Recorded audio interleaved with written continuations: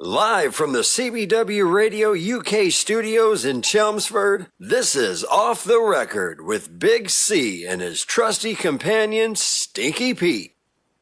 Trusty companion, Stinky Pete is with me. This is Off the Record.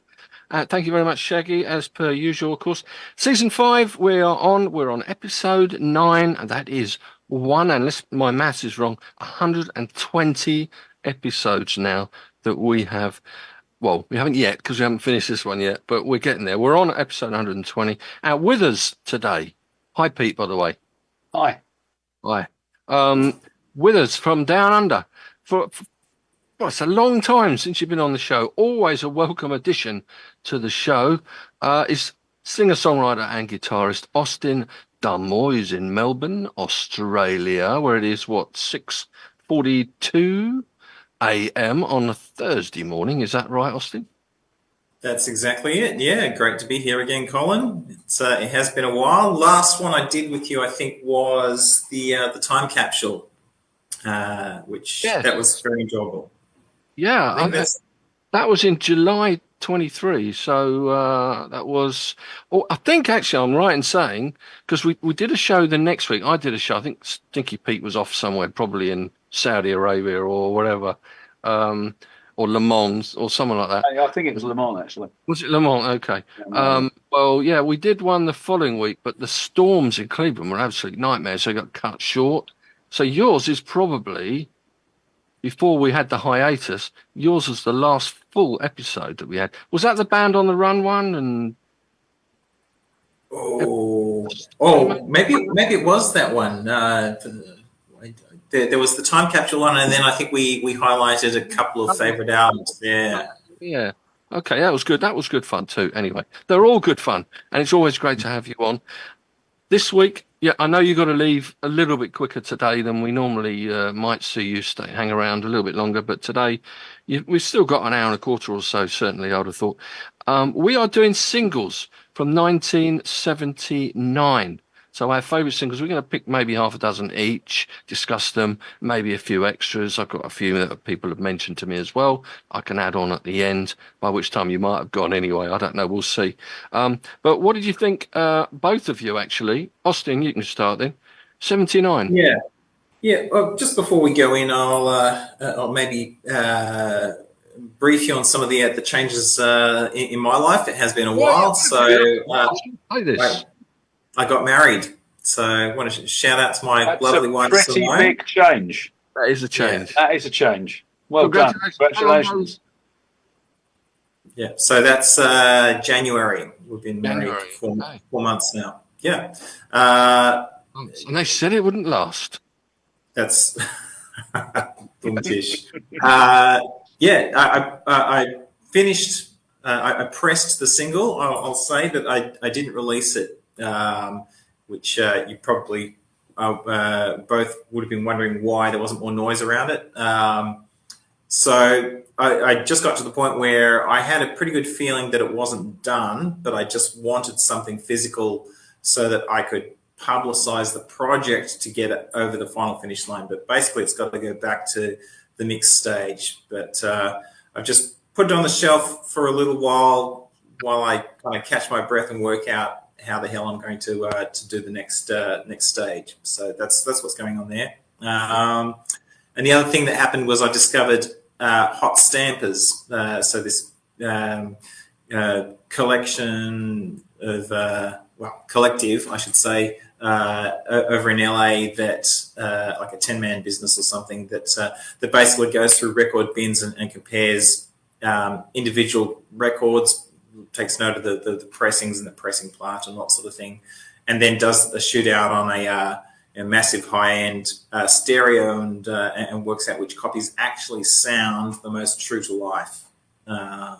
So I picked up a couple and compared them to some modern pressings. So I've got like 2014 Idle Moments by Grant Green. I've got the 2020 Fragile, or 2021, 2022, something like that. And I've got one of these original, like 1971 pressings that have been curated by these guys, and it wipes the floor with the modern remastered pressing, which literally no comparison at all. Yeah. All my first pressings, when I play them on my hi-fi, the sound is completely different. I've got quite a few, you know, more modern ones. The original pressings, different class completely. Absolutely, yeah, that's what I found too. So 1970, and that kind of brings us back around. Like I'm not digging into these kind of releases from yesteryear out of some nostalgia exercise. Like, oh, I was in fourth grade in 1979, and we got our first family dog or whatever. Like I don't care about that stuff. I categorically think that this music is superior, and then the question goes into why it was superior. And Pete, I'm sure you probably remember the polls I ran on Twitter about Yep. when people thought the classic rock era actually ended. Yep. And there were basically three very strong schools of thought around 1979, 1982, and 1991 for various reasons. And I've come around to the idea that it was 1982 that formed the absolute cutoff, but the rot did start setting in around 1979. And what the rot was the automation of musical parts, or the basically the mechanization of sounds otherwise made by humans. So you started having drum machines and synths, whereas up until about 1979, there are examples. Off Band on the Run, there's a little kind of like percussion drum machine thing happening on Bluebird, I believe, and on the little interlude in Picasso's Last Words. Even the Beach Boys had a drum machine on Do It Again. That's like 1968. J.J. Cowell was using it on Crazy Mama and Call Me the Breeze. You can go back and hear it. And all this stuff is more evident on vinyl. So you hear it on vinyl and you miss the sound of the room around the drum kit, whereas it just kind of becomes pretty noises when you go to digital, and it's easy to miss this stuff when you're listening to a digital source. But like vinyl somehow brings the music into the room, and the stuff that doesn't come into the room is the stuff that's fake. Superfluous. Yeah. Now, one of the songs from 1979 that was a big hit that I loved as a kid, but I haven't included it in my list because I'm not reconciled to it anymore, and that's ELO's "Don't Bring Me Down," because it's basically Jeff Lynne's first big use of the drum machine, and basically the Discovery album is probably the end of the line for great sounding ELO albums, or just like great artistry on ELO albums, because that stuff went from like when McCartney did back in '73, it was like, isn't this a neat little gimmick, but you wouldn't want it all the time. To hey, machines will do it better than we can, and we should cover everything. We should slather it over everything, and this is the way we should create music from now on. So that kind of change was basically pushed onto us. I call it the cyborg assimilation. I've been meaning to write about it. So that's the cyborg assimilation started in 1979, and the songs that I've picked are the ones that were not assimilated, like basically, the best of what was remaining of people, making real music with real humans playing real instruments. So maybe what I should start with is the 1979 audiophile's favorite, Ricky Lee Jones, her eponymous debut album, which is well regarded in the hi-fi world for its incredible performances and great engineering. So in terms of performances, it's basically got a who's who of LA session musicians.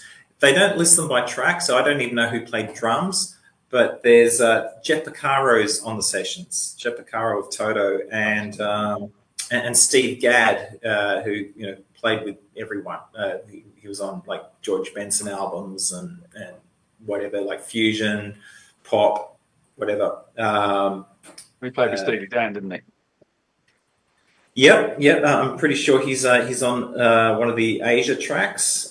Speaking of Steely Dan, Roger Nichols is one of the engineers on Ricky Lee Jones, and the principal engineer is Lee Hirschberg, who basically recorded like everyone of note back in the 70s. He's all over Gordon Lightfoot, not Steely Dan, Doobie Brothers. He did the bulk of the Frank Sinatra records back in the 60s. So he's got an engineering credits list a mile long, and some incredibly fine recordings, obviously, of which this is one. And this song's obviously the biggest hit off her album, Chuck E.'s in Love.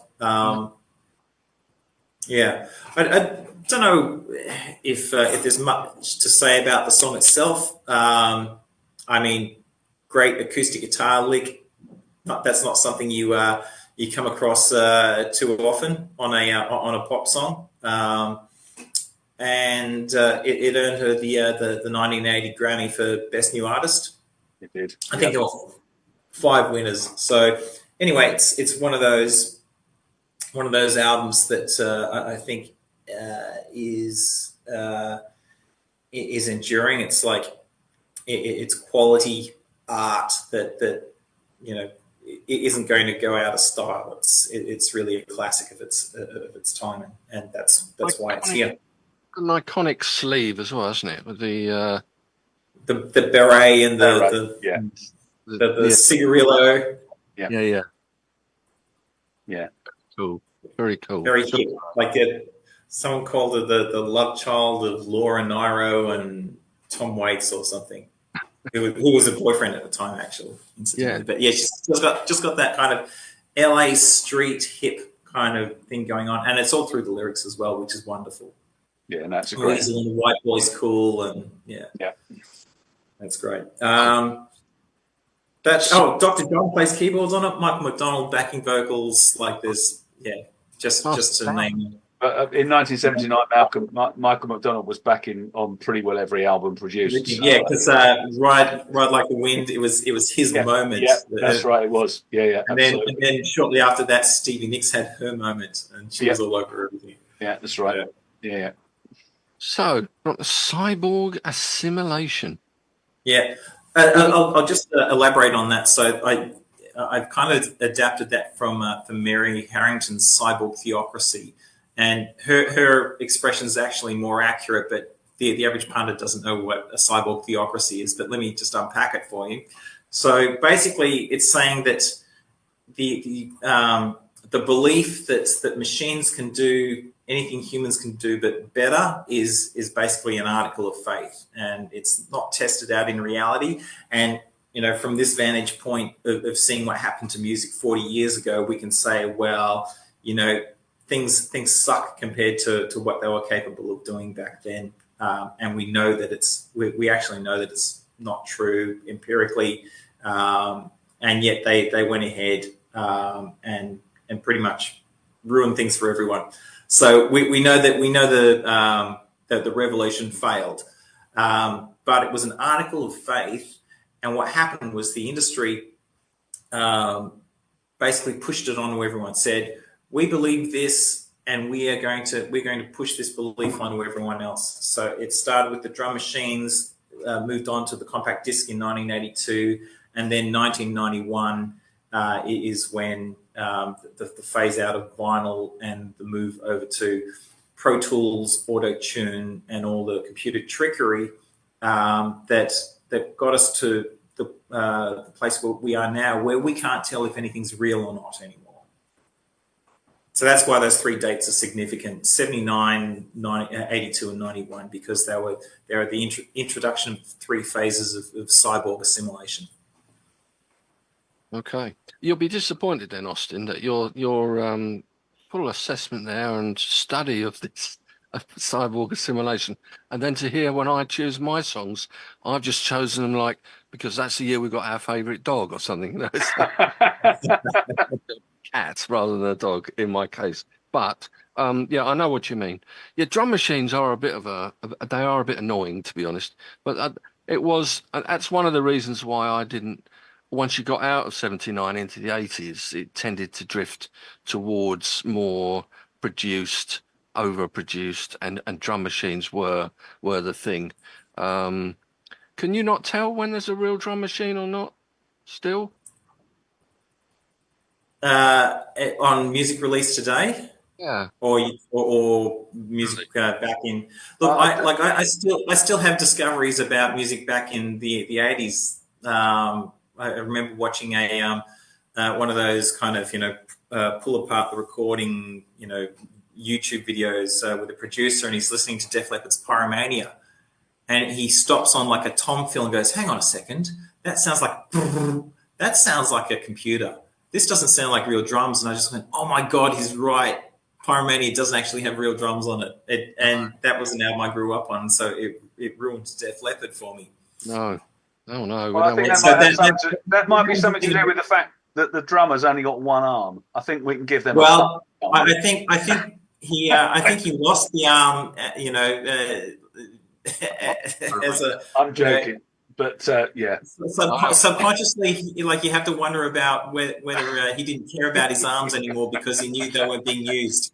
Right, okay, all right, yeah, that's the other way of looking at it. Right. So Chuck is in love is your first nomination, then Austin. Pete, follow that, sir. Follow that. What have you got for me? Well, I've deliberately, I looked at 1979 with horror and thought, well, this is a shower of shite. And then I went into it in a bit more detail and worked out it wasn't as bad as I thought. But I've chosen across a really wide range of styles, just because I think we've done the podcast for so long now that everybody gets bored listening to the same conversations about the same bands. So I've kind of done what I did last week, and I've gone left field with some stuff just for difference sake. My first one, however, is absolutely prime me. You know very well that I'm not a fan of British New Wave. And if I have to listen to New Wave, or at the time, if I had to listen to New Wave, I would listen to American New Wave. And therefore, my first choice is Prime Time by the Tubes, which got to number 34 in the UK, number 49 in Australia. It's my favourite Tubes album. I think it's them, or that and the Completion Backwards Principle. I think they're two great albums for me. I've always liked them. I thought they're very talented. They wrote good pop rock songs of the sort. And Prime Time, along with White Punks on Dope, is certainly their biggest hit. And I just think it's got I like the way it comes in. It kind of builds nicely. And I think it's really tight. I think the production's really good on it. And it was a really good single. I remember it being in the charts, and kind of I got to the point then where I wasn't listening to the chart show every week because I was growing up, and I also just thought, music was going, over the edge of a cliff, as Austin would agree, so it was much harder to kind of be enthused by stuff. But I just thought, when the album came out, Prime Time was the first track I heard, and I thought, yeah, this is a really, really good song. It's a good single. And then I listened to the rest of the album, and I thought, yeah, this is just a really, really strong album. So Prime Time, easy pick for me. I wonder whether there's a drum machine on that one, though. Prime Time by the Tubes. I've got no idea. I have the CD, not the vinyl, so I couldn't pick it out. I'd be surprised, to be honest. Okay. Look, Colin, as I said earlier, one of the great tests is actually to hear it on vinyl, on a decent, like a reasonably well resolving stereo, and real drums or fake drums become so much more apparent. And it's only since I've started really listening quite a lot to vinyl again, that my ears have started becoming sensitized. So I can pick it a lot easier now. Like it's a lot more obvious to me because my senses haven't been deadened to it from listening to digital all the time.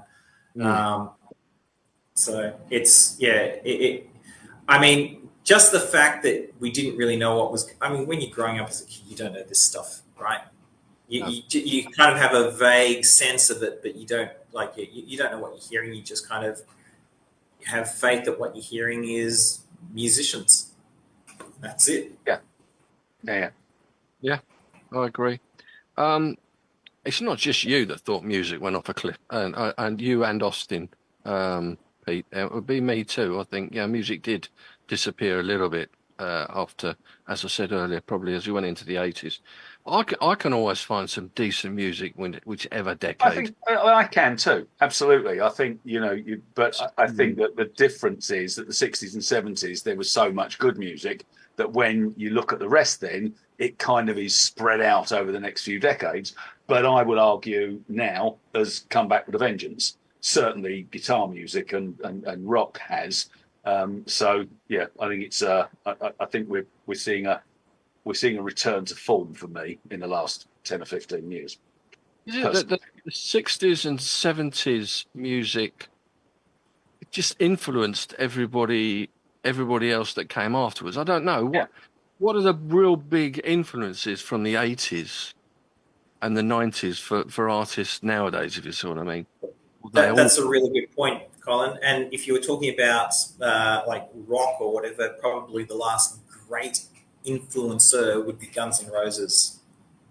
There's nobody. There's no. Look, if you get a grunge band that sounds like Alice in Chains, they really don't sound like themselves. They just sound like Alice in Chains. And there's a few of those out there.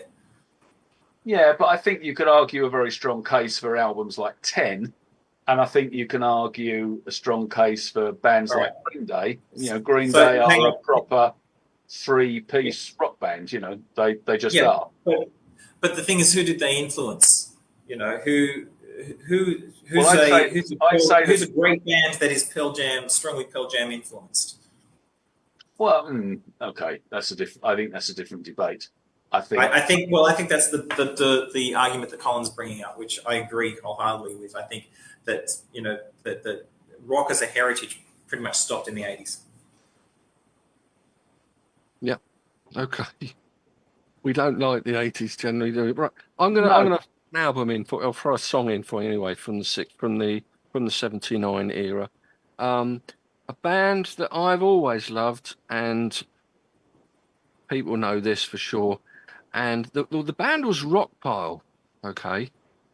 And the band featured Dave Edmunds, it featured Nick Lowe, it featured Terry Williams on drums, it featured Billy Bremner on the guitar, and they produced a heck of a lot of material in the 70s, which didn't go out as Rockpile because of contractual label difficulties. So you had a lot of singles by Dave Edmunds going out, which was by Rockpile. You had a lot of singles by Nick Lowe that was actually played by Rockpile, the same band.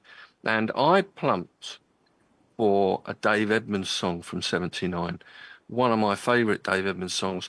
Although Dave Edmunds didn't write it, it was written by a certain Elvis Costello, the song being Girls Talk. Okay. Yeah. It was a top 5 hit here. I believe it was, let me see. Yeah, it looks like, I think this is Dave Edmunds' version. So it must have been a top 10 hit in Australia as well, actually. And not so big in the States. But I just love it. It was the lead single from Repeat When Necessary, which of course was another Rockpile album. They did do one album, Rockpile, but it came out in 1980.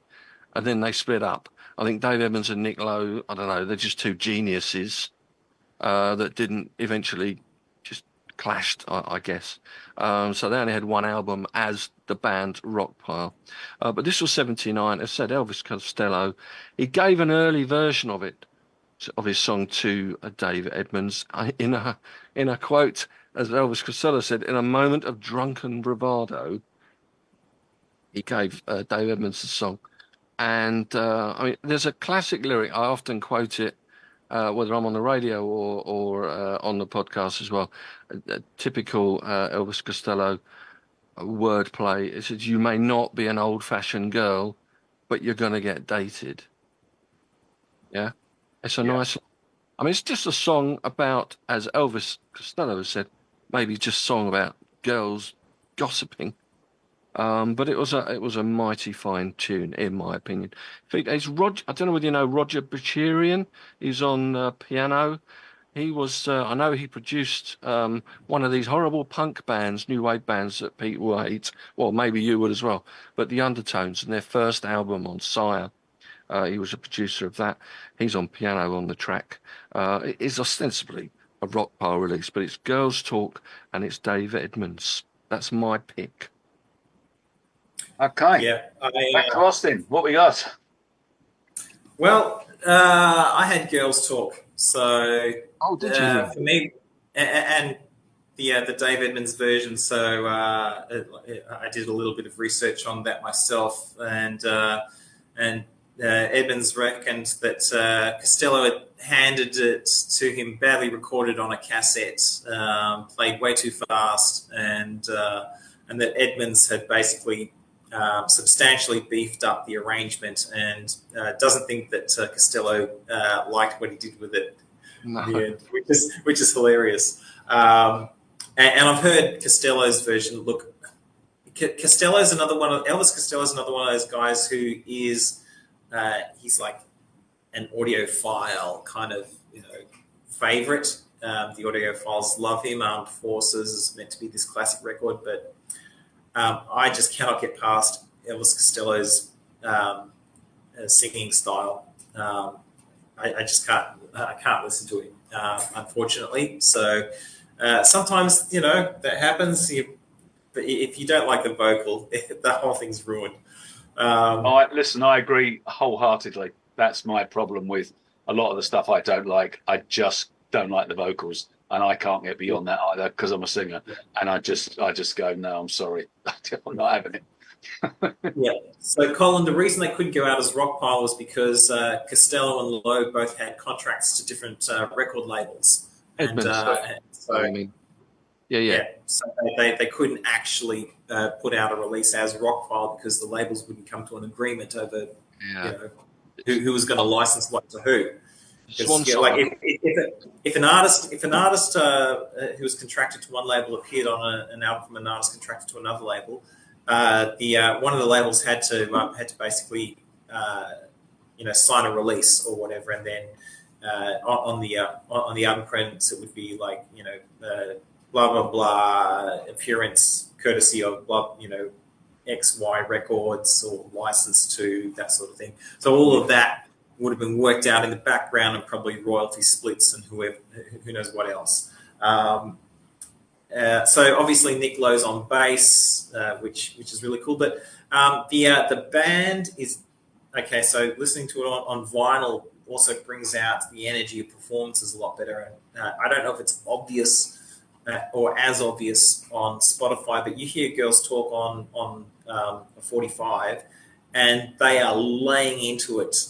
The drums are just like cannons. Like that guy is belting the crap out of his drum kit, and it is all like it's fast and furious. It's solid. It's tight.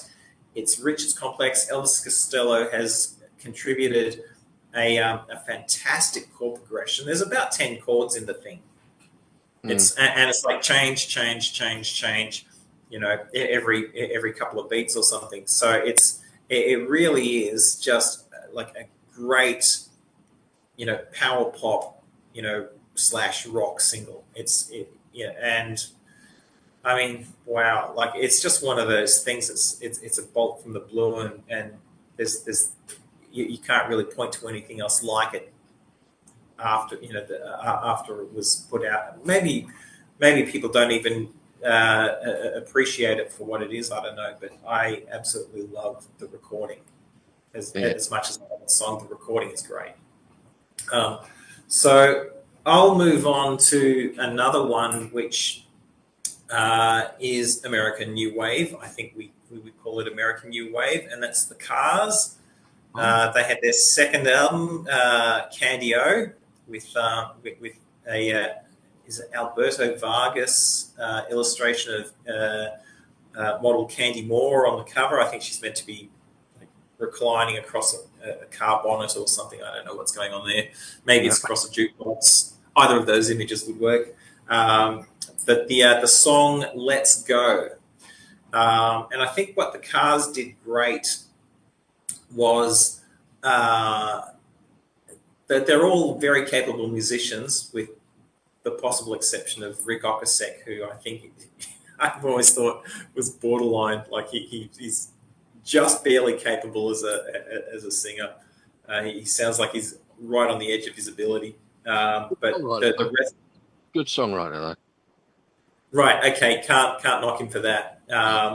But the rest of them, like Elliot Easton, was a crazy good guitarist. He should have been a far more widely recognized guitar hero than he is. And Let's Go.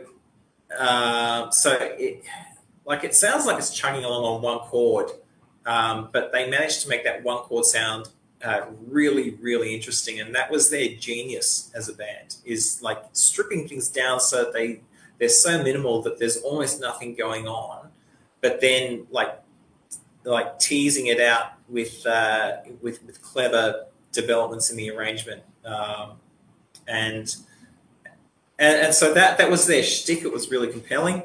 They went Robo-pop in 1984 when they switched producers to Mutt Lange at Heartbeat City. Terrible choice. But up until like those first four albums, up until 1981, it's really them on the record, and it's very well recorded and great writing. And so it was their first US top 20 single, which they didn't surpass until Shake It Up in 1981.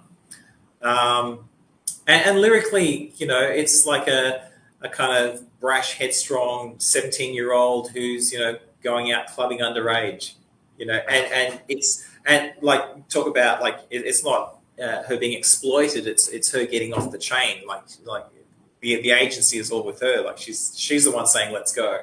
And I don't think that there was a lot of fantasy involved in that lyric. I think that 17-year-olds as a rule were like that back in 1979, and I don't think 17-year-olds are like that now.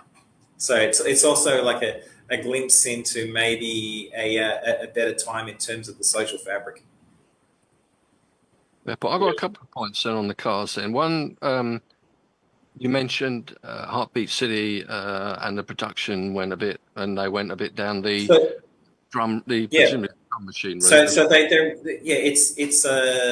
it's Fairlight drums. So Mutt Lange did that on Pyromania in 1983, and then he did it for all his artists. So Huey Lewis and the New Sports, although I don't think that was that Mutt Lange? No, hang on, I'm getting confused. But like everyone was doing it by 1984.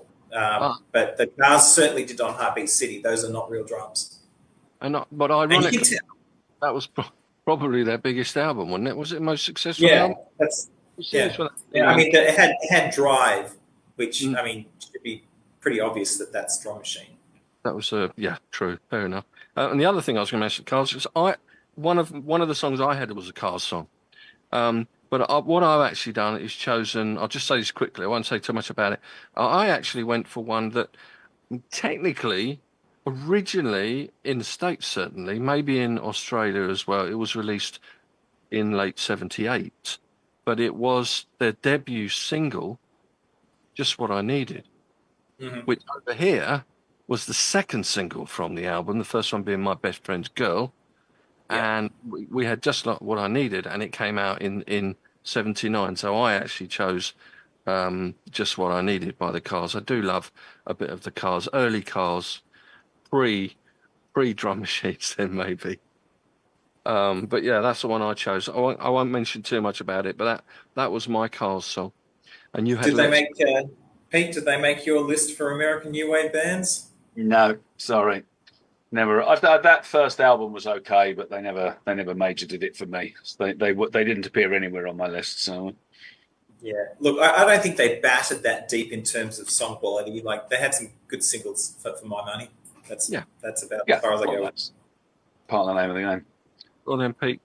Okay, so I haven't cheated, but basically I've chosen a single which got to number 2 in the UK, spent 14 weeks on the chart, got to number 44 on the Billboard Hot 100. So it was very successful, and it is off my favourite Roxy Music album, which is Manifesto, which for me is the best by quite a considerable margin. And I know loads of Roxy fans will go, no, don't be ridiculous. 70s Roxy was better. Early 70s. Disagree. My favourite album is Manifesto. And there's quite a few singles off that. Now, I've chosen Dance Away because that's the one it's the one that was the biggest hit and it's the most immediate. But actually, I much prefer the album version than the single, because the single basically what they did was turn it into a disco hit, but disco light, but the actual version on Manifesto is much more rocky, and I prefer it, but I just think it's a really good tune. I don't think there's a duff track on the album. I love Manifesto, the opening track itself, with that kind of really plodding, almost grungy sound to it. And then that kind of sets the tone for the whole album. And I remember it because when I got married, which was 1980, the place we went for our honeymoon was this kind of country hotel way off in the middle of nowhere in Somerset, and there was us and 2 other guests, and that was a bloke and his missus, and they were obviously well-to-do. They got a great big Volvo, and we went out everywhere with them, and he got this Manifesto album tape in the car, played it constantly, so it kind of got drilled into my head then listening to that. But I just think Dance Away is a really terrific. It's just a really good single, whichever version of it you like. I think both of them hold water. So I just decided that I'd go with that because I love the album. Okay, now, and well, I think we maybe mentioned this before. Roxy, one of those bands that did, like you said, Pencil say, or the early 70s albums are much better. Completely different band. Whether they went down the, dare I say it, drum machine route, I don't know. Did they, or are they real drums, you think? I think they're real drums, actually. Now, it's instructive that Brian Ferry wrapped them up in 1982, just before things turned complete crap. Yeah. So that was, I reckon, by the time he put out his solo album, was it Bete Noir or whatever in '85? I reckon that would have been drum machines. I haven't checked, but everyone was doing drum machines. It makes sense. I think Paul Thompson was still drumming even up to Avalon. And I've got all of these albums on vinyl. Or sorry, I've got all the later albums on vinyl. So I've got Flesh and Blood, I've got Avalon, and I've got Manifesto all on vinyl. Yeah. And I don't think they are drum machines. I'm 90% certain it's the real thing. They did change style, but I don't think. They weren't averse to playing along to drum machines. So you've got the.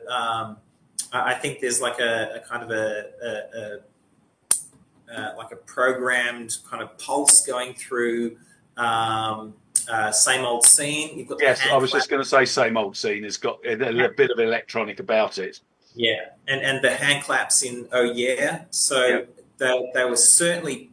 There might even be something on Manifesto. I haven't checked that closely, but I reckon they were like playing along to drum machine stuff, but it hadn't taken over.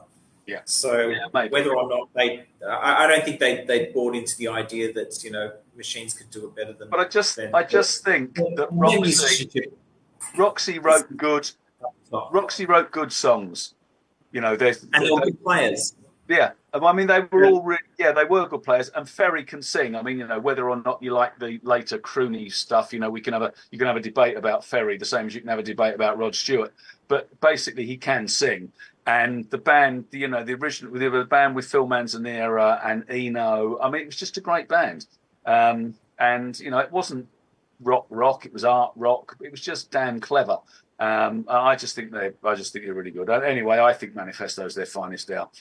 Argue with me, Roxy fans, but you're wrong. Anyway, right, what we got? Right. Well, I'm just going to give a bit of a shout out then to.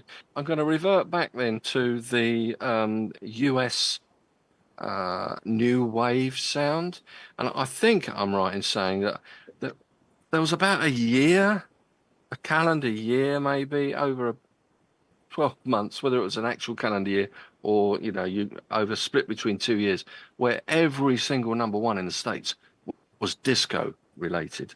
And obviously we blame the Bee Gees for that, hands down.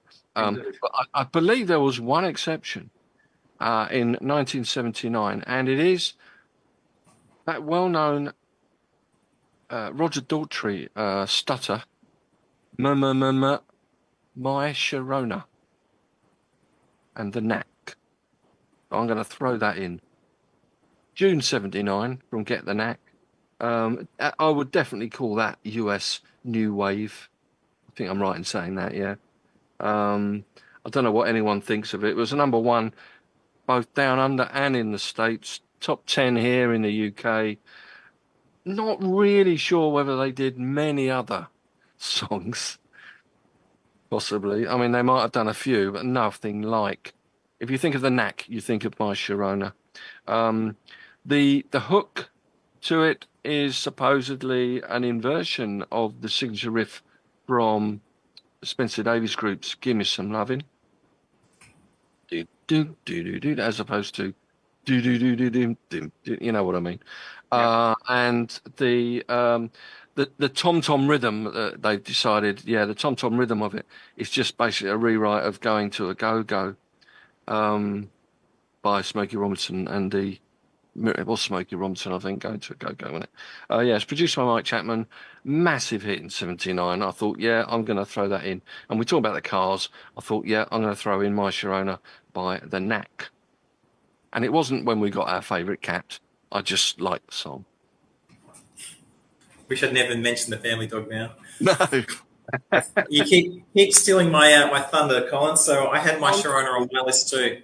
Okay. Because I do think it is a fantastic song. It's a guitar riff. Like, how can you not love a band that puts a guitar riff loud and proud up the front? I think it's probably worn out its welcome just because it's been thrashed to death.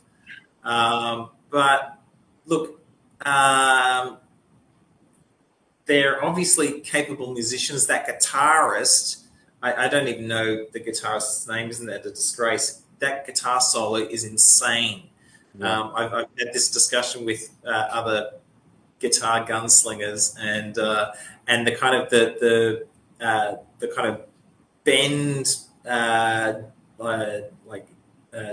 double pick things that goes down diddy down diddy down diddy. It's like it is a mile a minute. It's machine gun stuff and impossible to play. Practically like that guy is a seriously good guitarist, and it was supposedly done in one take. Like, they reckon they wrote it in 15 minutes, they laid it down in 15 minutes. Probably not a contiguous 2 sets of 15 minutes, but they obviously had it down well enough that they could just go bang, there you go, see you later. Do a couple of overdubs and that's it, we're done. Produced by Mike Chapman, of course, who was working with Blondie at the time, and was crafting, some of the best sounding pop anywhere ever. So, and the thing is, it was so big that it caused a backlash for them. Like, that they were everywhere. They were being talked about as the new Beatles, and then the public went, "No, we're not having it. Screw the Knack. We hate them." Or the press did. I'm not sure whether it was public or the press. Probably the press, actually, knowing the music press. But they had a hate club going on, and that was it. It killed them. So that's why you only know about one big hit and one album from the Knack. I don't even know if they got to a second album. That was it. They were finished. Which is kind of.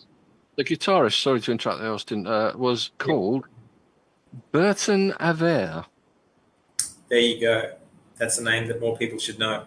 But like just talking about the supposed inspiration for the riff, I'm surprised more people don't talk about the Led Zeppelin influence, because Jimmy Page was the king of the octave riff, and that is an octave riff, and so I don't think "Give Me Some Love" when I hear that riff. I hear "Immigrant Song." In the same way that Billy Joel's first notes, yeah, I mean it's a lot more faster and syncopated in an Immigrant Song, but it's still an octave riff. Boom. Yeah, it's so yeah. That's a Jimmy Page innovation. I just have to put that out there. But in turn, My Sharona inspired "Beat It." Quincy Jones wanted a song on Thriller that had the energy of My Sharona, and "Beat It" was what they came up with. Okay. Well, I've got to be honest. My Go Sharona on. is a song I absolutely hate, and it is there that it's My Sharona and Angel of the Centerfold are two songs which just make me run screaming from the room. I cannot stand either of them. Just yeah, I hate that song. I hate that more than I hate My Sharona. But I've never ever liked it. that kind of I just does my head in. Anyway, there we go. We're all different. Opinions So welcome. go with it. Opinions welcome. You've been eulogizing the subject, and I sat very quietly and listened to everything that you said. I hate it. Mea culpa. What don't you hate? What don't you hate on your list? Well, no, I see. There's the backlash, personified right there. It is incessant, and it is it is very simplistic and repetitive. And if you heard that day and night on the radio for weeks and months on end, that's probably how the backlash happened. Well, it's probably because at the time I was driving up and down from London to Birmingham when we were courting, and all the rest. So it's entirely possible that I just got sick to death of listening to it on the radio. But no, I'm afraid it's one of those songs that really grates. Anyway. Well, you should get some satisfaction out of the fact that they got their just desserts. Yeah, all right, I will. It makes me feel so much better. Yeah.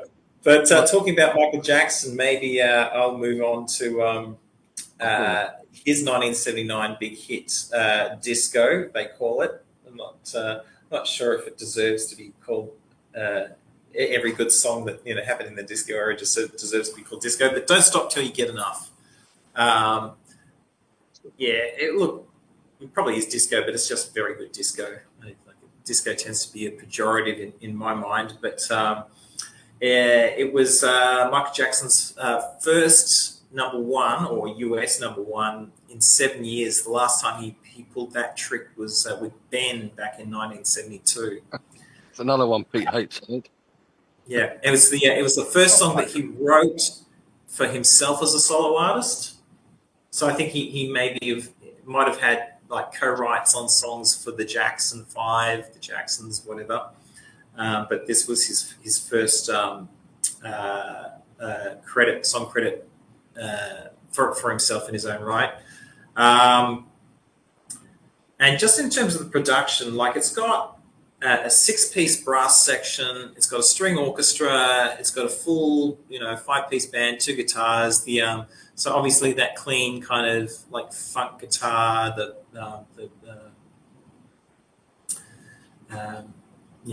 disco and funk stock in trade, and it's also got his hiccups and whoops and all the kind of vocal tics that became his trademark. Basically, it arguably introduced all of that to the listening public. So there's a lot of ground that it broke. One of the neat little pieces of ear candy in the mix are these kind of clinking noises, panned hard left and right in the stereo spectrum, and that is supposedly him and Janet playing with spoons and bottles and whatnot. So you can kind of hear those like clinking sounds. I don't even know if they're in time. It just kind of doesn't almost even matter. It just creates this little sort of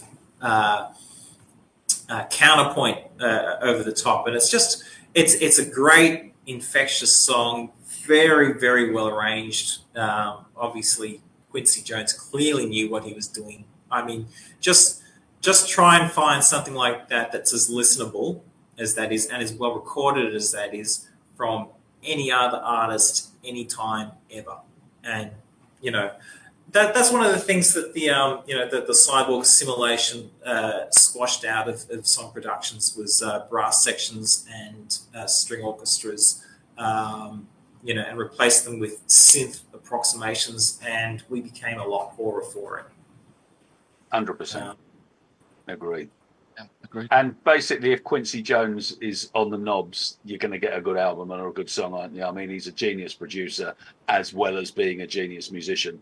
So I think with Quincy Jones, you know exactly what you're going to get, and it's going to be, a Rolls Royce in terms of production. Yeah, you certainly got it on that one. Look, Off the Wall is a better sounding album than Thriller. Yeah. It's not a better written album. It's a better, like it's sweeter, more lush, organic. It's more pleasant. And you know what happened on Thriller? Well, you don't. I'm going to tell you. They started adding drum machines. Oh. Nasty, hard edge. Well, I mean, look, Beat It's very listenable. Hang on, I'm getting mixed up here. Beat It's actually quite harsh. Like it's got a real drummer, which I think is Jeff Porcaro. And it's got a drum machine. They might be left and right or something. And Porcaro, was insanely talented and could play along to anything. So he can't tell. But it's got that kind of that harsh, janky kind of edge to it. It doesn't sound so bad on Billie Jean. And there's a couple of tracks on the album where it's just an actual drummer and no drum machine. And they actually sound half decent. But I won't belabor the point. Yeah, it was Jeff Porcaro anyway. On Beat It. Yeah. Right. Sticky Pete, you better give us how many? Well, you got a couple. How many more have you got then, Austin? I've got 3 or 4 of the, because you said 6 or 7. That's what I did. Yeah, I was just thinking about Austin. If he's we've still got. How many more have you got? Yeah, well, because you and Austin are basically choosing the same songs, so it's making it quite interesting. I've got one more that I want to go into depth on, and then there's a couple that I'll just kind of gloss. Right. We've got time for Stinks. Stinks, do you want to come out with one of yours then? Yeah. Okay. This was number 9 for just 1 week, but it is. I think one of Thin Lizzy's greatest moments, and it is Waiting for an Alibi. Right. And I just think that's. I'm not a huge Thin Lizzy fan. I like them. I'm not a massive fan. I've got the Greatest Hits album. There's a few like Jailbreaker on my list for Gordon to get for me eventually. But I was just going through, what the big songs were, and all the different genres, and trying to make the podcast interesting. And I thought I've got to have a rocker in there. And I was tossing up between Since You've Been Gone by Rainbow, which was also this year, which I love. And I thought, no, actually, you know what? If I'm listening to Thin Lizzy, Waiting for an Alibi is a real favourite. I just think it's got a real drive to it. I don't know anything about who produced it. It was the Thin Lizzy. It was the Thin Lizzy standard lineup. And I just think it's a good rock single, one that if it comes on in the car, you sing along with it. And it's got one of those hooky choruses that kind of everybody knows if you know any of your kind of late 70s rock. So, I just thought, let's go with that. So, easy. Not much else to say. Thin Lizzy, they don't produce themselves, maybe? Well, certainly some of their stuff they produce themselves, I don't know. Benny Visconti, maybe, I don't know. I don't think so for that one. I think that they would have had a producer in on that. That was the Gary Moore album, and I think Gary Moore and Scott Gorham made a wonderful guitar team. Sorry, I was just going to say, because actually the other thing that I could have chosen was Parisian Walkways, which was Gary Moore, but that was Gary Moore and Thin Lizzy as well, wasn't it? That also came out in '79, so they were both off that same set. Yeah.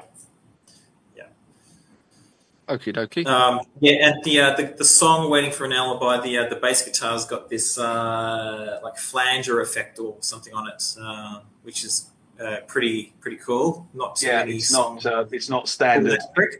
Yeah. Well, it's interesting, isn't it? Because when we did the bass thing, my brother's a bassist, and he was, pretty copper bottomed on the fact that bass is a support instrument, and what we don't want is anybody being flashy. And I'm exactly the opposite end because I love Jaco Pastorius, and so we had this kind of gentle brotherly row about this. I mean, I think that on Waiting for an Alibi, that's a classic example of how you anchor a song with the bass, but you do it in a way which isn't just standing at the back. So a mixture of the both, I think. Yeah. So I just looked that up quickly. The producer was a bass player.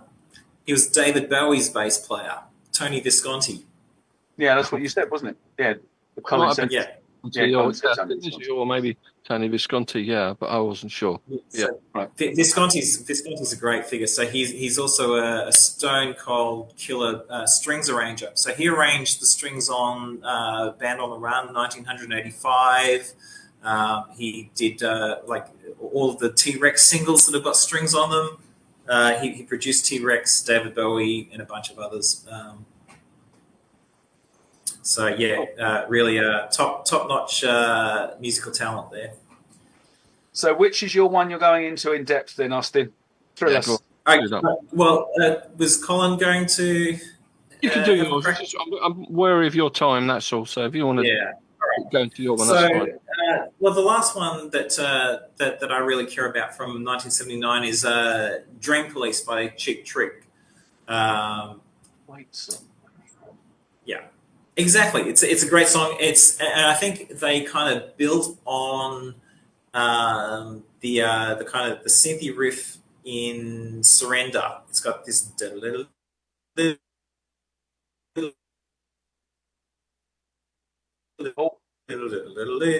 going steps, and so it's kind of that same trick on Dream Police in the chorus. Surrender's a pretty good song. Dream Police is an incredible song, and it's like lyrically, it's kind of that modern industrial society paranoia with strings and like great sounding roaring guitars, and the song structure as it unfolds is quirky. It goes through a verse pre-chorus chorus thing a couple of times, and then off into a almost a Pink Floyd-esque guitar solo, and then back into the pre-chorus, and then out to this kind of day in the life, like climax crescendo with, like the string orchestra is getting more and more like intense and dramatic, over the drummer basically doing a drum solo. It's just a kitchen sink arrangement, and it's fantastic. It's absolutely fantastic. It's the kind of creativity and ingenuity that you just can't get enough of, and most artists don't have that much of it in them. It's the kind of thing where you go, we are putting all of our psychic energy into this one or two songs, and then whatever we've got left, that's what the rest of the album can get. Yeah, that's how it works, right? Sure. Yeah, absolutely. Yeah. So you just hope that they're on enough of a roll that there's enough ideas for the rest of the album. But that song has literally got everything. It's one of those songs where the more time you listen to it, the more things you hear. I didn't know it at all until I started listening to Planet Rock a few years ago, and they play it quite regularly on there. And every time I hear it, I just think this is so damn clever. It's a really good song. Yeah. Really is. So So it's album number 4 for them, and the first 4 albums were produced by Tom Werman, and it was the end of their working relationship with him, and so they went through a revolving door of superstar producers. So the next one was George Martin, and then Roy Thomas Baker, and then Todd Rundgren, and then Jack Douglas, and you know. It just goes to show, the producers weren't what was going to drag them over the line. I think they had kind of they pretty much run to the end of their resources. I think they were working too fast, and that's why the bass player Tom Peterson left the band. He was like, we're trying to do 2 albums a year and tours, and we're only spending 3 weeks on the album. This just isn't enough. He wanted more breathing space. And they only really had a couple of big hit singles after that. They had If You Want My Love, and then, their comeback album in '88 had The Flame. But, by 1988, like, the record company was like, you bring in outside songwriters or you're dropped, kind of thing. And they become a heritage act. They become themselves by that point. It's only really so. Dream Police is the climax of their career. It's their high point. Well, plus Live at the Budokan. Well, yeah, that's a great album. So they delayed the release of Dream Police because Live at Budokan had That's often quoted as one of the great live albums. Yeah, unexpected success. It took off, and so they pushed back the release of Dream Police. I just get a thing with Cheap Trick. We had a show a year or so ago now. I think it's the one with your mate from Planet Rock, Pete. Wyatt. Wyatt, yeah, and we were talking about bands that weren't as big as they should have been, and I wonder whether Cheap Trick are an example of that. I know in the States, I suppose they're much bigger. I mean, you mentioned The Flame in '88. I mean, I think that was a number 1 hit over there. But that's another example of a rock band that had their biggest success with a ballad, basically, and which that was. And I do love it. It's almost like a power ballad, isn't it? Really. But yeah, I wonder whether they were not really as big. Certainly not here in the UK. Not really successful chart-wise. I don't think really at all. Maybe they were bigger down. I don't remember Surrender as a kid. That didn't cut through to my exposure, but I do remember I Want You to Want Me, the live version from that's a great song. So that was released as a single. So I remember that, and I remember Dream Police. Dream Police was big. All right, so I'm going to quickly go on to one now. I've got so many things written down about this song. We haven't got time to mention it all, but this is a band that I think we did mention on one of the last shows that you were on, Austin, a Squeeze. They had a number of hit singles. They were great. And Glenn Tilbrook and Chris Difford were great songwriters. I mean, Chris Difford's acerbic humour. And the song I'm talking about was another number 2 hit for them in the UK. I think they had about 3 of those, including the previous single, Cool for Cats, which was the title track from the album that this came from. It was released in May, and it's called Up the Junction. Familiar with that down under? Yeah. Typical lyrics from Chris Difford about, I don't know, working class humour, they call it, I think. And lots of talking about places like Clapham Junction, which is where they got the Up the Junction from, a subject of pregnancy. I mean, in short, it's about the happiness of this working class couple, the courtship, the then living together, the having a child together.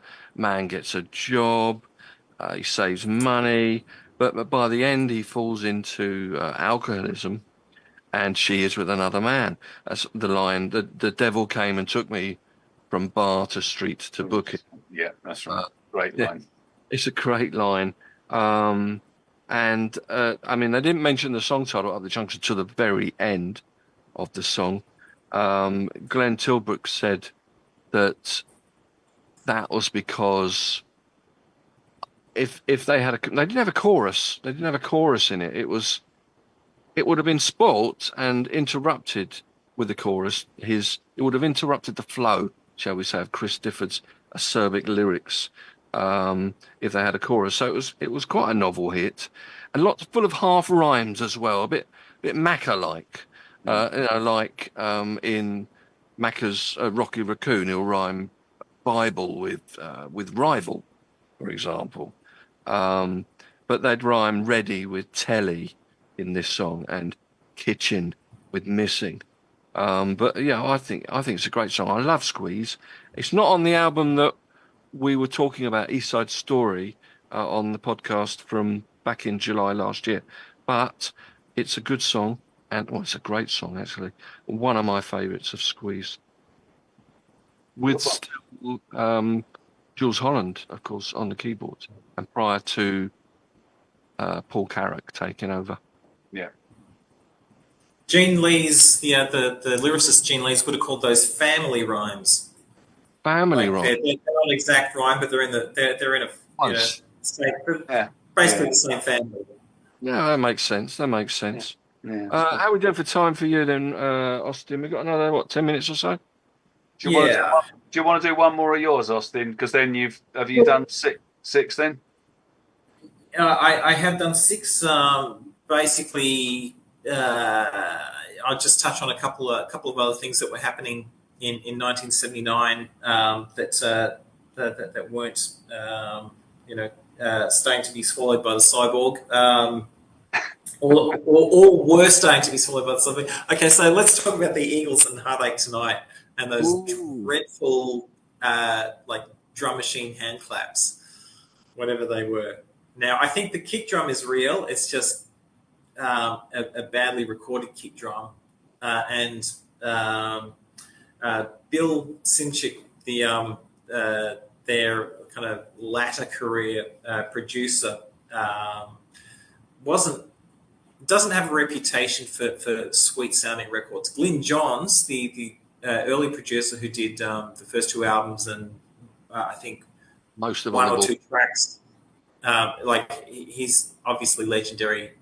The Who, Who's Next, The Faces Are Not As Good As a Wink. Obviously engineered on the first Led Zeppelin album, and Let It Be, and Sticky Fingers. So yeah, he's got a pretty fearsome CB credit list there. So anyway, Bill Simchick we're talking about, and he I've read his sound as being transistory.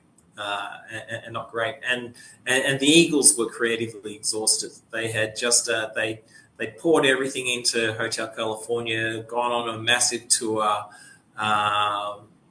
Also, there were kind of unresolved personal tensions within the band. I think the guitarist was meant to sing "Victim of Love," and then they sent him out to lunch, and Don Healy put the vocal down.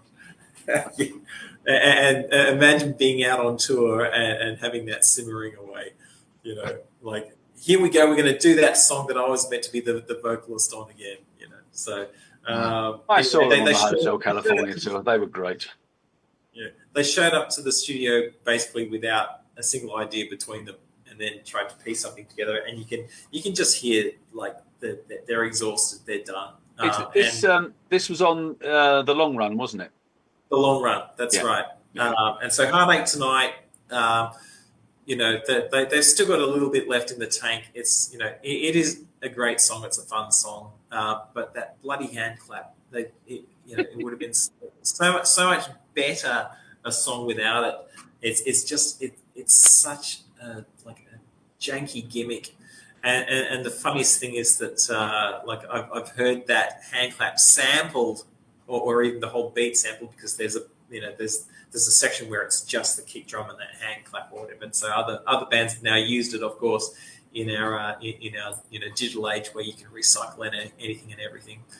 Um, the over in America, like there was this kind of album-oriented rock thing that was really taking off at the time. Like Boston, I think, like spearheaded it with their album in '76, and then you had like REO Speedwagon was superstars by that point.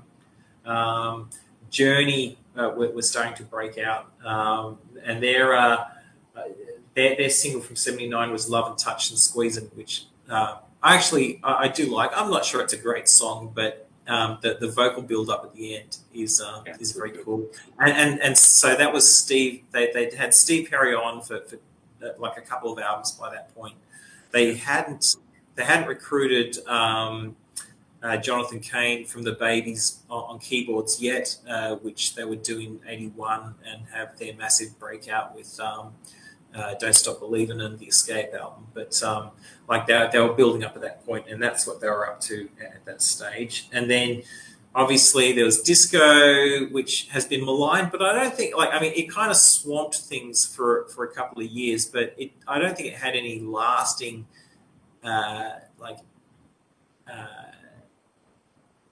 detracting kind of impact. I think the real revolution that had the impact was the drum machines and the cyborg revolution. So and this is the one thing that hasn't been talked about, and so we need to start talking about the '80s in those terms of reference. But disco, got to everyone for a little while. It got to Kiss. And they'd been working with Eddie Kramer pretty much the whole way up until that point. And then they switched to Vinnie Poncia. Now, they weren't exactly floundering at that point. They just put out the 4 solo albums, which all, I think, went platinum or something because their fan base was that big. Even though 3 of those albums stink, in my opinion. And Ace Frehley's is the only good one, but that's I probably don't need to be provocative like that. But so they had obviously their big kind of disco rock hit, disco rock crossover. I Was Made for Loving You, which juvenile lyrics, but it's a great of its sort. It's a great song. It's another one which you can sing along quite happily. It's Kiss doing Kiss with a twist. Yeah. And then the other one that is really great is Sure Know Something. And that's the one that I like is my personal favorite. It's got that bass riff. Bum, dun, dun, dun, dun, dun, dun, dun. It's singable. Like, how many times have you got a bass riff that is the hook of the song and is singable? Like, that's probably one of the best things Gene Simmons ever did. Maybe the best. And if you listen to the album, you actually listen to what's going on in the mix with the arrangements and all the little kind of ear candy stuff. What I was saying about bands pouring all their psychic energy into 1 or 2 songs and then just hoping they've got enough in the tank for the rest of the album. That's how it is with that Dynasty record. Like, they threw everything, all the little kind of sonic tricks into those 2 songs, I Was Made and Sure Know Something, and then. Like, you don't hear that. Like, they're just in rock band mode for the rest of the record. Yeah. Okay. So, did you have Kiss then on the list as well, or was it just Hard Eight? Well, no, I didn't. I had my 6, and that was just one of the other ones I wanted to talk about, just to kind of put 1979 in context. Oh, indeed. Well, you probably come to the point where you've got to go off to work. Yes, I've run out of time, so thank you very much for having me on again. It was a pleasure. It is an absolute pleasure. You have to come back on and talking shop about music. It's been great. So I'll jump on a bit later on and see what you say behind my back. Oh, that terrible Austin! Good grief! What did we invite him for? We might not mention Cyborg. In the next... Oh no, I'm going to go for that big time in a minute. I think I've flogged that word enough for one day. Anyway, thanks very much. Good to see you. Cheers a lot. Cheers. Right, so we're back. Me and you together. Okay. Dynamic duo. What were the Right. ones? There was one that I was going to be choosing for sure. Let me guess what that is. Would it have been South London's Finest by any chance? No. Oh, my No, word. I've got two songs. I've got two songs. Oh, I'll tell you, and you can tell me if you've got them, because now that Austin's gone, we can kind of go freeform for the rest, can't Yeah. we? So I reckon that you've got to have one off Breakfast in America, either Breakfast in America or Logical Song, I and indeed got one from that. you absolutely have to have Sultans of Swing. I have that listed down as well. Yeah. Right. So they were the two which I got absolutely nailed on for Colin, which is why I didn't choose. They're on my list, but they're on my list because I thought you'd choose them. I've got a lot. I've been sort of picking and choosing a little bit on there, but they were definitely on my list here. Songs of Swing. It's an odd one. Songs. Of Swing. It's such a good song. It's a fantastic album. It's a great song and a great album. It's a great song and a great album. We don't have to go at length into what it was all about. We know.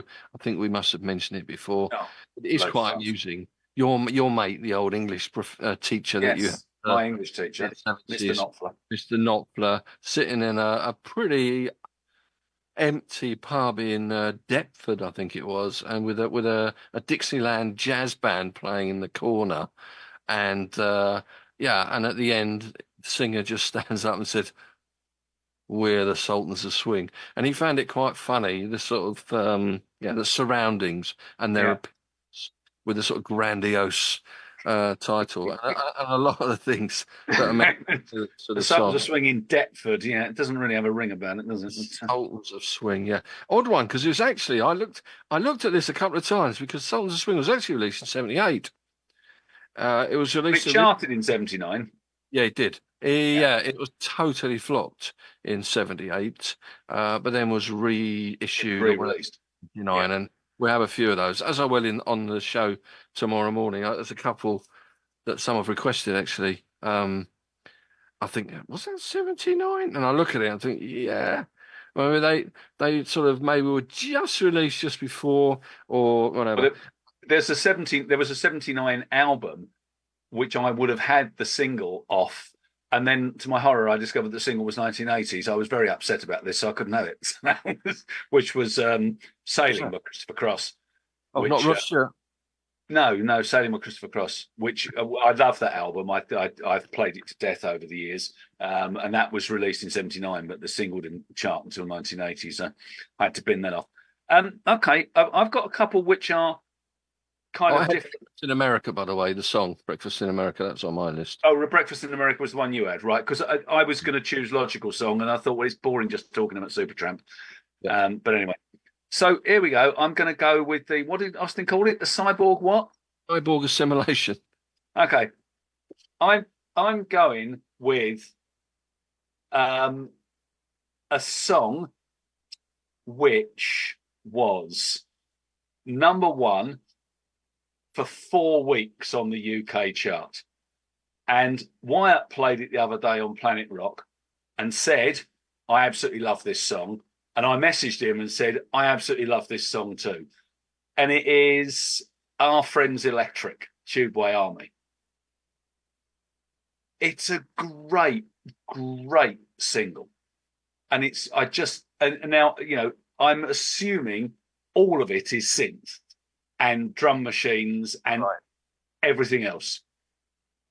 But as a single, it's just brilliant. It's brilliantly produced.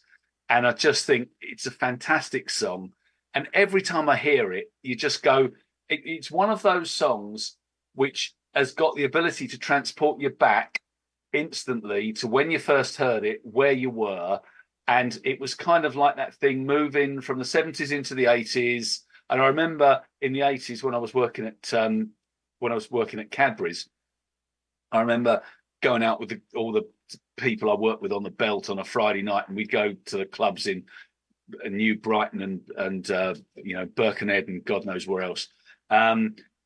This was always played. It was like an absolute staple, along with Cars with Gary Newman.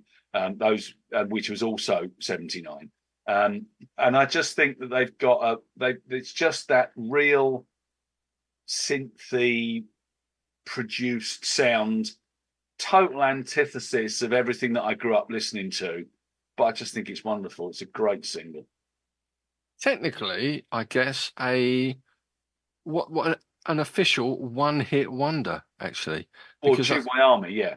it's the only single by under the title of Tubeway Army. I mean, Cars was just Gary Newman, but I guess it was Tubeway Army as well, was it? I don't know. But I mean, it basically didn't he just rebrand himself and just decide to be Gary Newman because everything afterwards was Gary Newman, wasn't it? But Just the that two one. are the two are inexorably linked.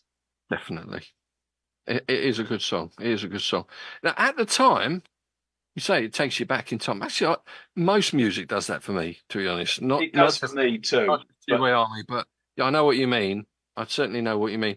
But at the time, I wasn't really as keen on that because it wasn't quite as, peppy. It wasn't quite as goey. Well, I think that's why I liked it. I think Well, yeah, why I liked it. It was just completely opposite to what I was into at the time. It was the antithesis of My Sharona.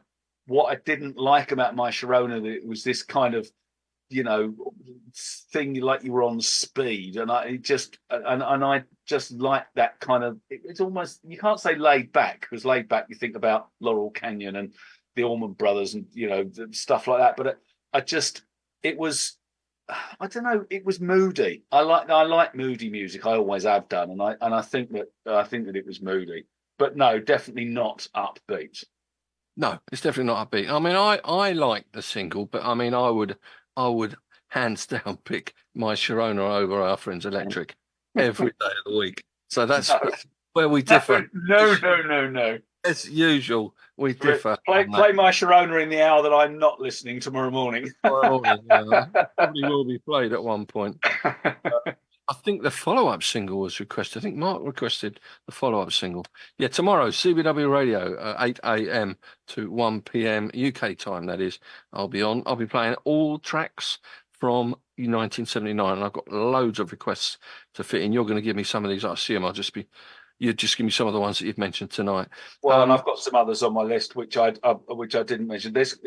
Austin talked about disco, so I've got 2 or 3 like We Are Family, Sister Sledge. I love that song, and that's disco, isn't it? But it's I just think it's a really good song, and again, happy kind of just gets you in the zone.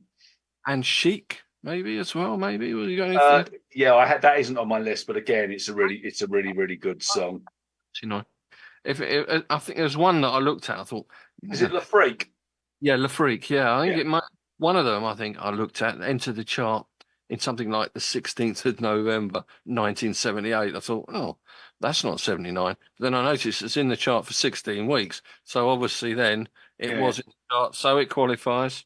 Some of these songs. Because I've got one more that I kind of honed in on. So what else have you got? I've got another couple of new wave songs actually that I love. Go on, then, what you got? Jam. Now I haven't got, which maybe you have. I don't know. That's on my reserve list. Eton Rifles. Okay, you're talking about Eton Rifles. Well, by that stage, no, I wasn't. It's obviously a great song, and I love Eton Rifles, but I love the build-up to the big success they had, and once they made we've had this conversation before. Yeah, I liked them after. I think was the previous single. Yeah. To Eton Rifles. It was out in August '79, and it was another one of those singles that got to about 17 in the UK chart, as all of their singles did before Eton Rifles, and then they obviously went even higher. But Weller and his lyrics, again, he has a way of capturing the youth and what they might be thinking. I mean, When You're Young is about, I suppose it's overall about the optimism, probably naive optimism when you're young, and the sense of freedom that comes with it, and the eventual realization. I was going to say really depressing now. The eventual realization that life doesn't always live up to those idealistic expectations. The opening lines, in fact, life is timeless, days are long when you're young. You used to fall in love with everyone. So love is all encompassing for Weller.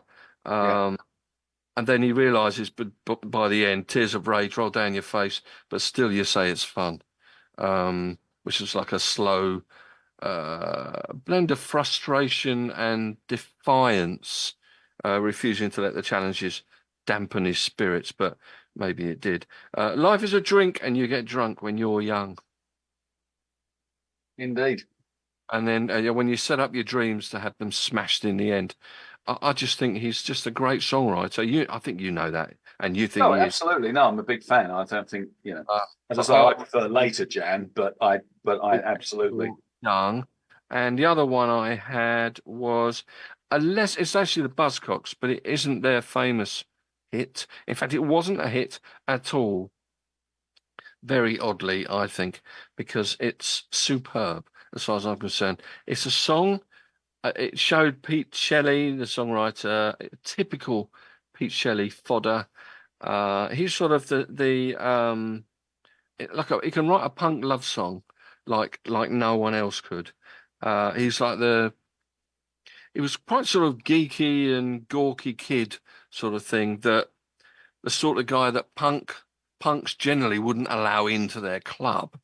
Yeah. But he just wrote about love, it wasn't about riots and anarchy, violence. He just wrote about love, and But I mean, it's sort of a love-lorn anthem. It's called "You Say You Don't Love Me" is the name of the song, and it should have been a massive. I don't know it at all. I'll probably play it tomorrow. Okay. He sort of accepts that's all right with you say you don't love me, but that's all right with me because I'm in love with you, and I wouldn't want you doing things you don't want to do. I don't want to live in a dream that couldn't be real. But by the end, he realizes, though I've got this special feeling, I'd be wrong to call it love. For the word entails a few things I would be well rid of. There's a nice rhyme for you. No need to live in a dream. It's finally real. And a total flop hit. It's from the album A Different Kind of Tension. After that, they started going off a cliff themselves, I think. Actually, it's a term that you've used before. But that's my next one. How are we doing for time? Well, my last one is the last one of the ones that I picked. I've got a few others which I'll just chuck in at the end. But the last one I picked, an interesting one for me. Again, different genre. It got to number 5. It was just at number 5 for 1 week. It was in the charts for quite a long time. It was a band who had a guest singer. And I remember when we did our favourite female vocalist, she was on my list of 10 female vocalists. So this is Randy Crawford and the Crusaders, Street Life. Street Life? It's just a beautiful, beautiful. Her voice is it's gorgeous. And it's one of those songs where it's just got that groove about it. It just the way it's produced.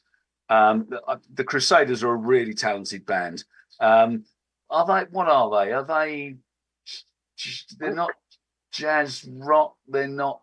They're just kind of like a crossover band between a number of different things. Kind of a bit soul-y, a bit jazzy, a bit groove. I mean, they're a mixture of all kinds of sounds. But I think because she's got such a standout voice, I think maybe I don't think it would have been as big a hit if it hadn't had her vocals. I think that's what made it the hit that it was. But I just think that of that range of songs that was around in 1979, I just think that it was, it bears mention as one of the classics. So that was the last one that I kind of chose as my. I don't remember any other Crusaders songs though. Maybe no. that's. But I mean, I don't know. Maybe they were more of an album band, I think, and a live band. But no, I mean, I don't. As I say, I don't think it would have been. I think it was Randy Crawford and the Crusaders, and that's what made it hit, rather than the Crusaders, who happened to have Randy Crawford singing. I think it was Randy Crawford that got it across the line. I've mentioned Sister Sledge, Happy Radio, Edwin Starr. That's a bit of fun. I remember that being in the car. When I was driving home. And the other one, which is kind of off left field a bit, Got to number 9, Funkadelic, One Nation Under a Groove, which again is a kind of funk soul classic, which either you love or you hate. But I thought it was, and of course, 1979 was the year that foisted upon us the everybody's favourite karaoke song, wasn't it? 79 famous. It is the karaoke song that every girl singing in karaoke sings. No, tell me. It was number 1 for 4 weeks. It's 79. No, I don't know. I can't think. Gloria Gaynor, I Will Survive. Is it not number 1 for that long? It was number 1 for 4 And weeks. it is a big karaoke song. And it is karaoke central. So that was my other one. I've got a few from some of my gang that I promised I'd shout out.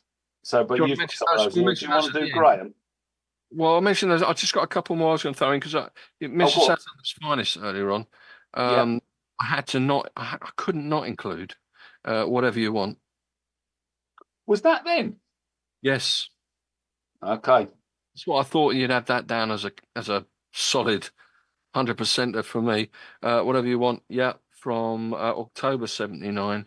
Lead single from the album, Rick Parfitt's finest hour, probably. What a great! I still think you probably will disagree, but I think one of the great rock intros ever on Whatever. Oh yeah, no, absolutely. Yeah, absolutely. Changing the mood slightly. Another one of those maybe artists, certainly in the UK, could have done better than he done more. Was Bob Seger, and I've gone for a great ballad called "We've Got Tonight." I love it. Good song, yeah, lovely song. Didn't know that was 79. Yeah, that's a great song. Well, certainly was a single here released. And of course, I couldn't not include again, I'm a lot of double negatives here. I'll come on to that in a second. Joe Jackson, Is She Really Going Out With Him? Great song. What a song that is. Yeah. Just standing, looking out his window at the girls and looking at the guys, and how on earth could they be with them? Yeah, actually, you played it the other day, didn't you? Yeah, it's really funny because I was never a big Joe Jackson fan at the time, but I listened to the lyrics and I thought these are really bloody clever. I mean, he's a really good lyricist. That's fine. Pretty women out walking with the gorillas down my street. Yeah, that's right. Yeah, great. From my window, we know exactly what you mean. My coffee goes cold. Yeah, it's a great song, and I don't like Mondays. Boomtown Rats. Oh, right. Well, that's on one of the lists that I've been given. So got to have that one in there. Superb song, and I could go on, but I won't. So I think we've probably done enough there. There'll be a lot more played on the radio tomorrow morning. Well, I've got a couple of shout outs which I promised. So Sarah, who's one of the Spurs gang, Come on, you Spurs. Come on, you Spurs. Yeah. You might follow her on X, Sarah Tonin. That's not a real name. It's just a kind of play on. It's quite funny. Anyway, she had Don't Like Mondays, the Boomtown Rats. Yep. Heart of Glass, Blondie. Blondie, yeah. I had words with her on this subject. Wow, by Kate Screechy Woman.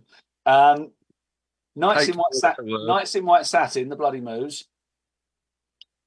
London, was that 79? Oh yeah, it probably was released in 79. Released about 3 times, didn't it? Well, it got into the charts 3 times. Yeah, it did. London Calling, The Clash. Yeah. And Tusk, Fleetwood Mac. And then she also said that we should include Gertrude, which bizarrely you played this morning because they supported Led Zeppelin. And then the other thing, which was the kind of the fun one, was The Devil Goes Down to Georgia. That was also 1979. Yes. So there we go. That was Sarah's choices. And you got another one as well? No, I have, but I can't find them. Okay. So, right. Well, yeah. Graham gave me. Well, before I find Graham's, Barbie, of course, and she's right to say, although it's not up my street, but I think it's recognised as being the first ever and introduced hip hop music to mainstream was released that year. Rapper's Delight. Rapper's Delight, yeah. Sugar Hill Band. Yeah. And Graham has given me a whole stack here, some of which we might have mentioned. Joe Jackson, is she really going out with him? Nick Lowe, Cruel to Be Kind. Oh, good song. Yeah, good song. Girls Talk, because it's the same band, basically. Fun enough. Dave Edmonds, Girls Talk.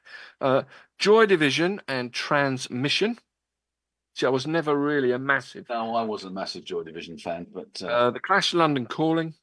The Cure, Boys Don't Cry. Still got to do a podcast on the most inappropriate hairstyles for the age of the. I think this is a must. And Robert Smith, he's definitely in there. He's right in. Talking Heads live during wartime. Chic, Good Times. Yeah. Supertramp, he's gone for Goodbye Stranger. Blondie, Heart of Glass, which Sarah went for. Yeah. Rapper's Delight, Sugar Hill Gang, which Barbie went for. The Specials and Gangsters. Yeah, not a fan of the flat two-tone. You don't like two-tone? It's all right, but I'm not, It's probably where your hatred of madness originated. And my hatred of madness is because they're shite. That's nothing to do with Blue Tone. That's just that madness are awful. Right, and Eaton Rifles, did I say? Pretenders, Kid. Good song, yeah. The Ruts, Babylon's Burning. And Iggy Pop, I'm Bored. But that's my phrase, isn't it? That's one of the off the record your phrases, yeah. I'm bored now. I'm bored now. Jackie's definitely have to clip that and we put it into a GIF. Yeah. I think 79 wasn't bad. I love 79 actually. It's not anywhere near as bad as I thought it was going to be. But there was quite a lot of new wave, which I know you said there probably wasn't so much, but I think there was. I think there was some benefit there was. Yeah. And it becomes sort of the acceptable face of punk. Yeah.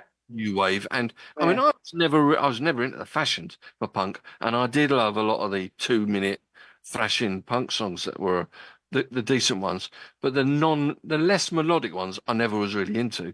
But it's when they developed, and people like the Jam, the Stranglers, and the Boomtown Rats, and the Undertow Damn stuff.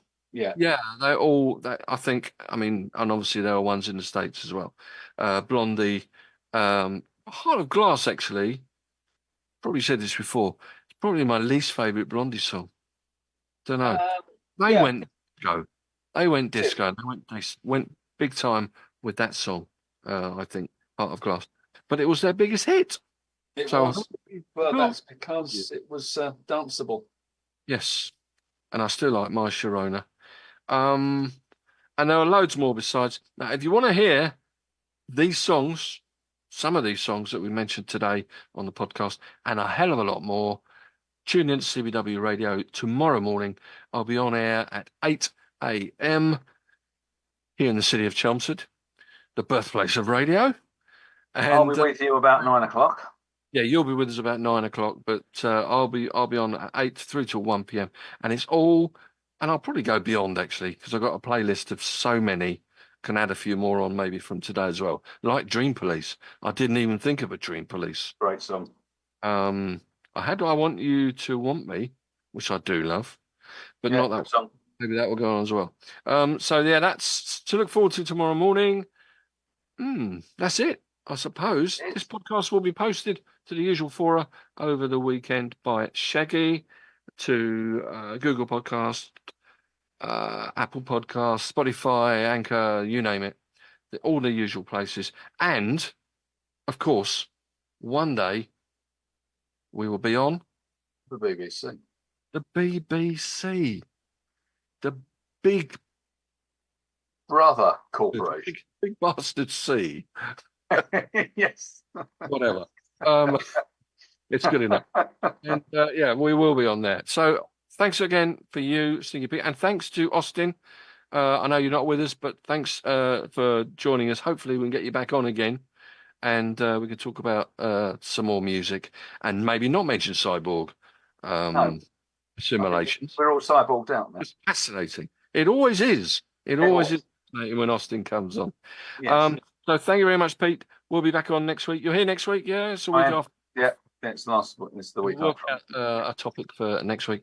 And all that's left for me to say is a good night from me. Yeah, it's a good night from him.